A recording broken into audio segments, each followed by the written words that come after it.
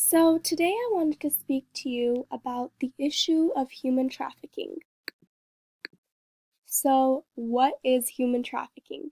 Human trafficking is the use of force, fraud, or coercion to obtain a type of labor or commercial sex act from a person.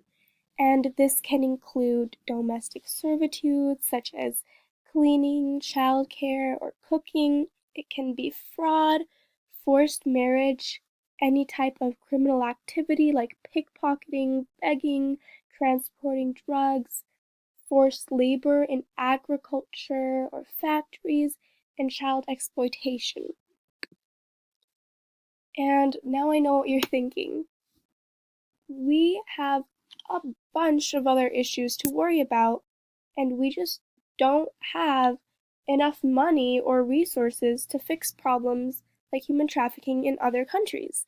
We have immigration to worry about, healthcare reform, Medicare and Medicaid, securing our borders, um, keeping our environment clean and safe, being environmentally conscious, college and education. We just have so many pressing concerns that we just don't have enough time to go after these as well.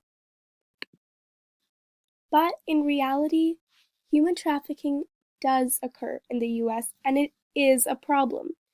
In the US, just last year, there were 5,544 cases reported. That was just last year. The average age of a child in the sex trade industry is 12 to 15 years old in the US. And human trafficking occurred in all 50 states in 2015. There was not one state that didn't have a case of human trafficking. And so this does really happen in the US, and this is an issue that is plaguing our nation.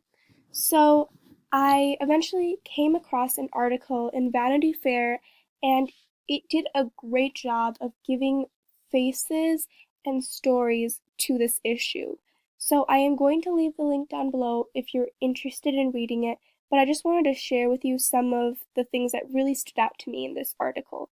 They said that girls could be sold 10 to 15 times per day, making sexual exploitation more profitable than selling drugs sometimes.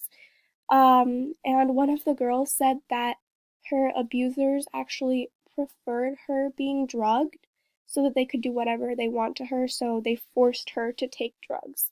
And one of the girls also said that if she refused and didn't want to, they would actually um, use a box cutter on her and cut her, or stomp on her with boots and punch her. And she was abused a lot if she refused.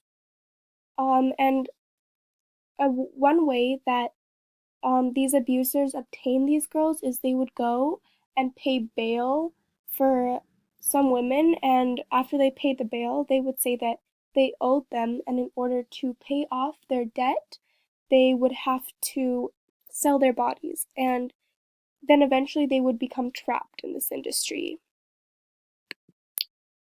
So, we really should be doing something to work against it.